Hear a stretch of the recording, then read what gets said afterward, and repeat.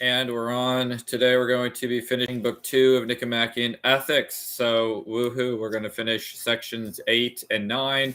I have this in Greek and I have it in English. And so we're just going to pick up where we left off, where we just learned about what virtue or esteem, what is it?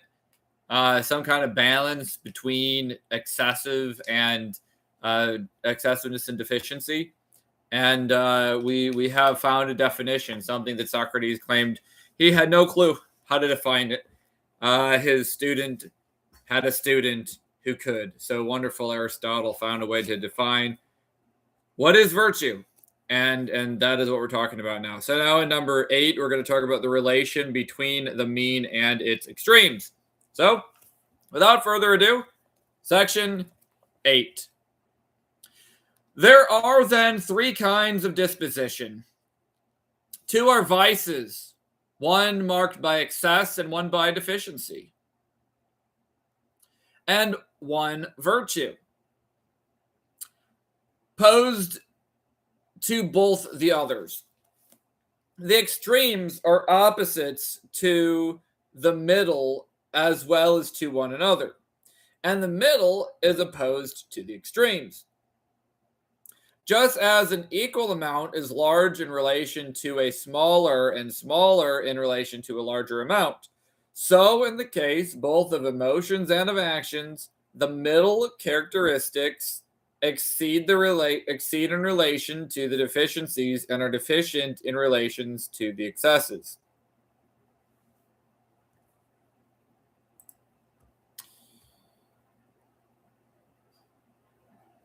For example, a brave man seems reckless in relation to a coward, but in relation to a reckless man, he seems cowardly. Similarly, a self-controlled man seems self-indulgent in relation to an insensitive man, and insensitive in relation to a self-indulgent man. And a generous man extravagant in relation to a stingy man, and stingy in relation to an extravagant man. This is the reason why people at the extremes each push the man in the middle over to the other extreme. A coward calls a brave man reckless, and a reckless man calls a brave man a coward. And similarly with the other qualities. However, while these 3 dispositions are thus opposed to one another, the extremes are more opposed to one another than each is to the median.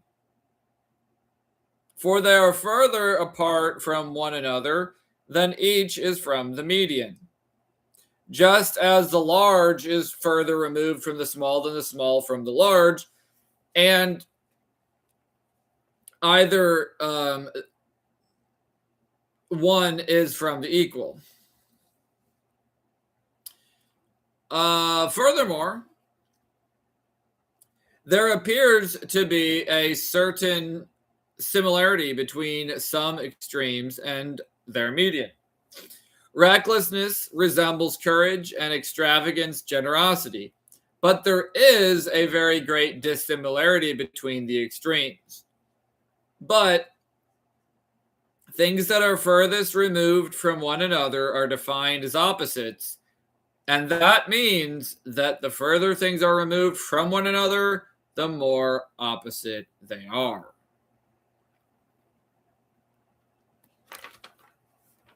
In some cases, it is the deficiency, and in others, the excess that is more opposed to the median.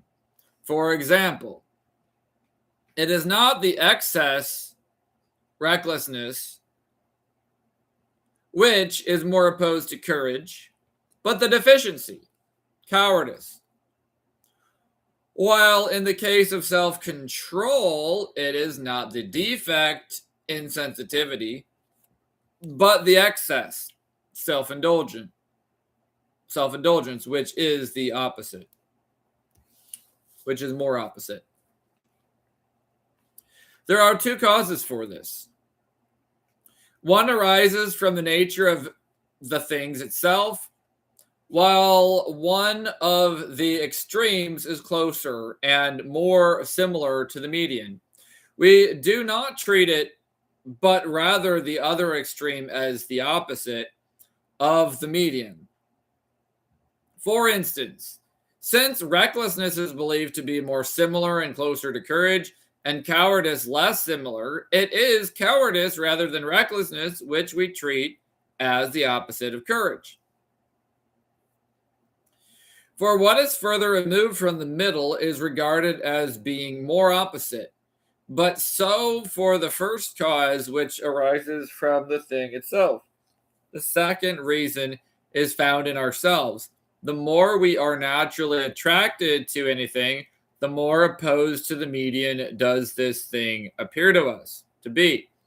For example, since we are naturally more attracted to pleasure, we incline more easily to self-indulgence than to a disciplined life.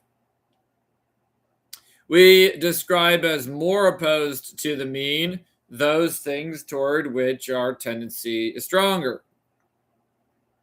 And for that reason, the excess, self-indulgence, is more opposed to self-control than is its corresponding deficiency.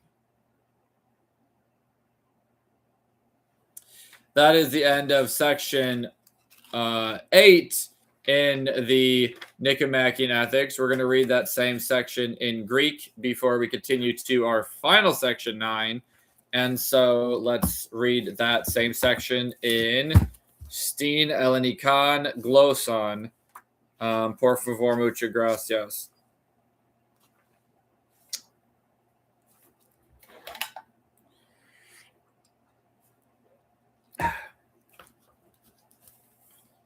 Trion the thethesion uson.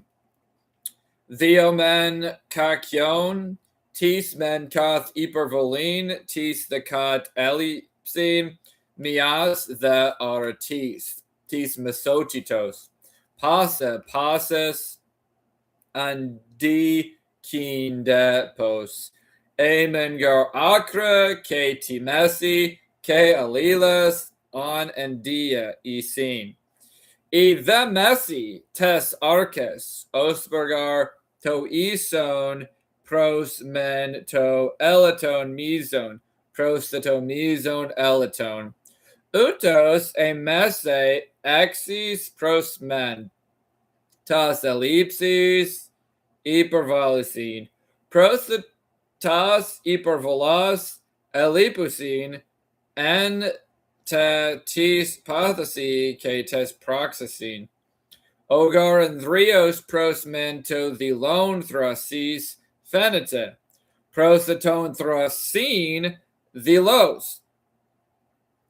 Omios the ke ophronon pros the tone onestitone. Acolastos. Pros the tone acolastone. Onestitos. O the eleftherios pros menton on eleftheron osotos pros the tone osotone on theleros the oke apothunda tone meson iacri acosteros pros acosteron ke calusin tone andrion omen dilos throsin O the throsistilos. K epi tone alon alalagon. Uto the andikimanon olilis tuton plisti on the otitos esti tis acris pros alila e pros tomeson. Porotero gartafta apestican alilon e tumesu. Osperto mega tu mikru K to mikron to magalu e ampho to isu. Eti pros men to meson and iis acris miotis tis phenita. Os t thrasistiti pros teen andrion kt asotia pros teen alev theriotita. Tis the acris pros alila plisti anomiotis. Ta the pliston bechonda op alilon anandia or orizonda. Ostike malon anandia ta plion apecunda. Pros the tomason andicita malon ephon men e ellipsis ephon the hypervoli. Ion Andrea men uc e thrasitis signomi hypervoliusa al e vilia ellipsis usa t the sophrosini uch e anesthesia and the USA.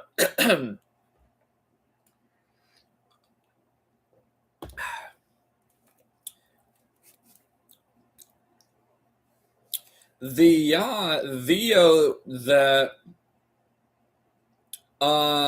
etias tuto simveni mian men teen x of 2 to pragmatos togar angiteronina ke omioteron to eteron acron to meso u tuto ala to an dion tunan dion andithethamen malon eon epi olmioteron ina thoki tiandria ethrasistis ke angiteron anomioteron the thilia taftin malon andithethamen tagar pecunda plion to mesu en andiotera thokiina. Mia men un etia ut afti. Mia men un etia afti x of 2 to pragmatos. Etera the eximon of tone pros agar of t malon Peficamen post. Taftamalon anandia tomeso fanita. Ion of timalon peficamen prostasilonas. Theo ev cataphoropterisamen pros oculacion. E pros cosmiotita. Taft un malon anandia legamen pros Iepidosis malon gignita, Kedia tuto e acalacia, hypervoli usa enandiotera esti t sophrosini. And that is the end of section 8 of Nicomachean Ethics, book 2. We got 9 left. Okay, we got one section left, which is section 9. And we will read section 9, and then we will have finished the first 2 books of Nicomachean Ethics, which is pretty phenomenal that we've read so much in so little time. So this is extraordinary. Okay. And again, if there's any comments in the chat, I will read them between my readings. But right now I don't see anybody in the chat, so I'll just keep going. Section 9, how to attain the mean. Our discussion has sufficiently established, 1, that moral virtue is a mean, and in what sense it is a mean. 2, that it is a mean between 2 vices, one of which is marked by excess and the other by deficiency. And 3, that it is a mean in the sense that it aims at the median in the emotions and in actions. That is why it is a hard task to be good. In every case, it is a task to find the median. For instance, not everyone can find the middle of a circle, but only a man who has the proper knowledge. Similarly, anyone can get angry, that is easy, or can give away money or spend it. But to do all this to the right person and to the right extent, at the right time for the right reason, and in the right way is no longer something easy, that anyone can do. It is for this reason that good conduct is rare, praiseworthy, and noble. The first concern of a man who aims at the median should therefore be to avoid the extreme, which is more opposed to it, as Calypso advises, keep clear your ship of yonder spray and surf. For one of the two extremes is more in error than the other, and since it is extremely difficult to hit the median, we must, as the saying is, sail in the second best way and take the lesser evil, and we can best do that in the manner we have described. Moreover, we must watch the errors which have the greatest attraction for us personally. For the natural inclination of one man differs from that of another, and we each come to recognize our own by observing the pleasure and pain produced in us by the different extremes. We must then draw ourselves away in the opposite direction, for by pulling away from error, we shall reach the middle, as men do when they straighten warped timber. In every case, we must be especially on our guard against pleasure and what is pleasant. For when it comes to pleasure, we cannot act as unbiased judges. Our attitude toward pleasure should be the same as that of the Trojan elders was toward Helen. And we should repeat on every occasion the words they addressed to her. For if we dismiss pleasure as they dismissed her, we shall make fewer mistakes. In summary, then, it is by acting in this way that we shall best be able to hit the median. But this is no doubt difficult, especially when particular cases are concerned. For it is not easy to determine in what manner, with what person, on what occasion, and for how long a time one ought to be angry. There are times when we praise those who are deficient in anger and call them gentle, and other times when we praise voluntary angry persons and call them manly. However, we do not blame a man for slightly deviating from the course of goodness, whether he strays toward excess or toward deficiency, but we do blame him if his deviation is great and cannot pass unnoticed. It is not easy to determine by a formula at what point and for how great a divergence a man deserves blame. But this difficulty is, after all, true of all objects of sense perception. Determinations of this kind depend upon particular circumstances, and the decision rests with our moral sense. This much, at any rate, is clear, that the median characteristic is in all fields the one that deserves praise, and that it is sometimes necessary to incline toward the excess and sometimes toward the deficiency. For it is in this way that we will more easily hit upon the median, which is the point of excellence. And that is the end of Book 2 in English, Section 9 of Book 2. And so we have completely read all of Nicomachean Ethics, Books 1 and 2.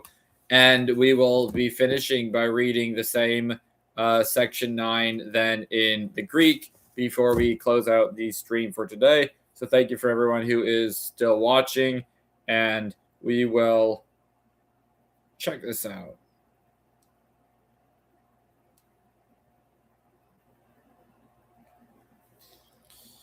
Okay, we're going to continue where we left off then.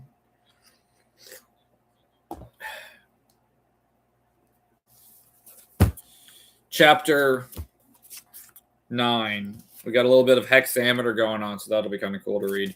And then we'll be finished. Okay, here we go. Oti men una sti iarati iithiki mesotis, ke Post K oti mesotis theo kakion.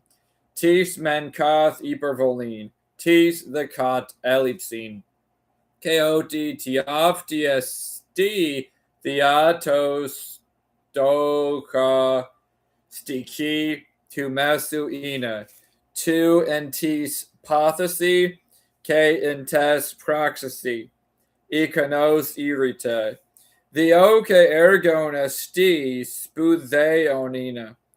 En ecasto gar tomeson lavine, ergon ion kiklu, tomeson u pondosala tu idotos. Uto the ketomen orgistina pondos kiradion, ketozuna agrion, agirion signami, agirion ke the panisa. To the o keoson keota ke uenike ke os uketi pandos udoradion.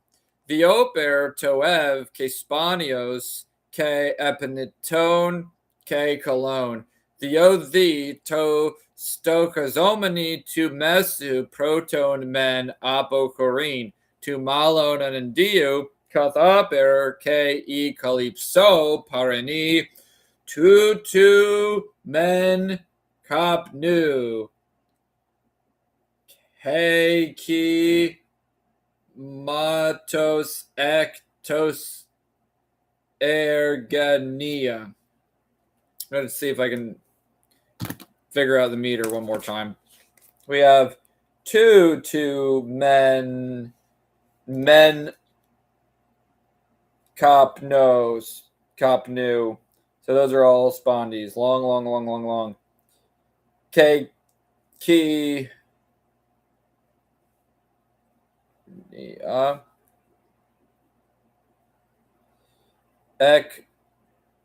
ectos erga nia. K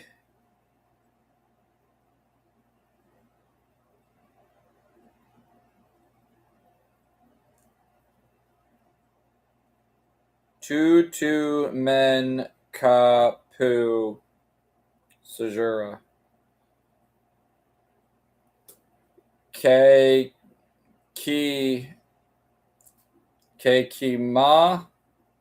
ma tos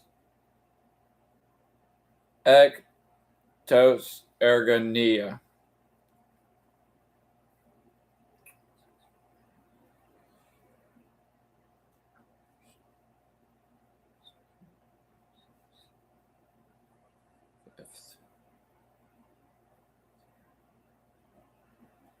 Okay, maybe there's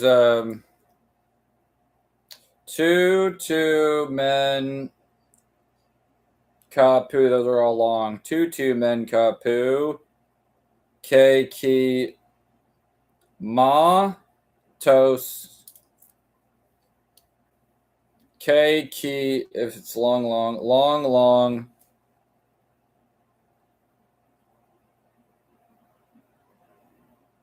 So this isn't as straightforward as I thought. So this might be a certain kind of heck.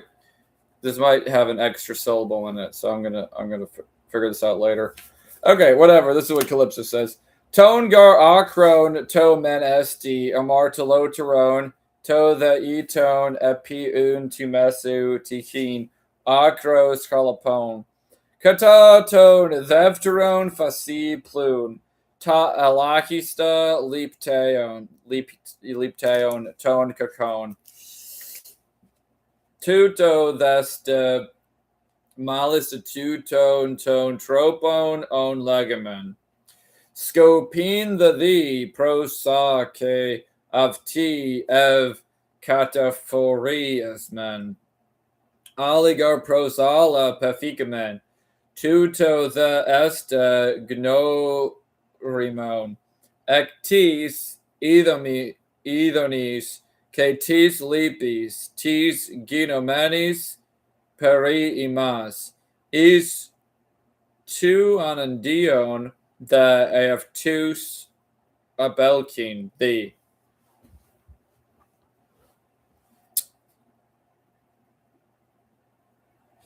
Poligar apagondes tu omortanin is tomason ixomen. Oper ita dia stramena tonsilon orthundas pusin. En pondi the malista phylacteon to ithi catin idonin. Ugar adhecasti crinomen of teen. Oper un I thimogerondes epithon prostin elenin tuto the pathin ke imas prostin idonin.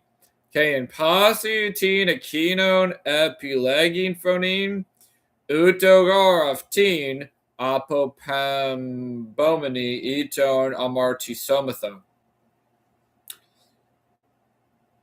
Taft un piundes os en kephaleo ipin malista the nisomatha to mesu tichanin kalapon the isos tuto ke malistin tis kathekaston ugaradion the orisa ke post ke tisi ke api is ke poson chronon orgisteon ke garimis otamentus elipondas epinumen ke praus famen ota the tus calapenondas androdis acolundas.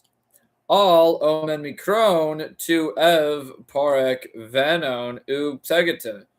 Ut epitomalon, ut epitoeton, o the pleon, utos gar u lonthani, o the macritinos, ke epiposon, psectos, u rathion, to logo, aphorisa, u the garalo, then to estiton, ta the tiafta, and tis cathecasta, K and T S thesi e crisis.